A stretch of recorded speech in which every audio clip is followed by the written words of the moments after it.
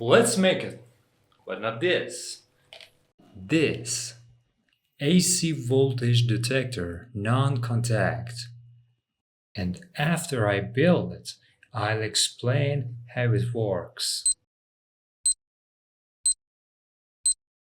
Bomb idea.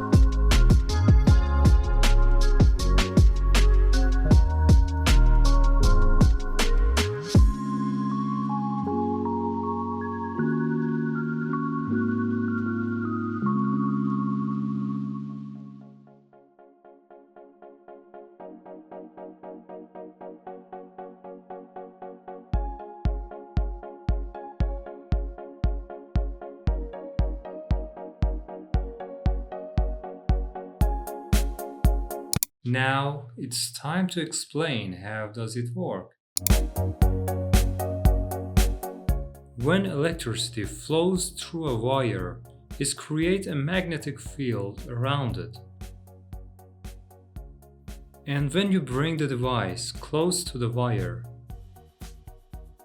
the coil detects the magnetic field and makes a small signal.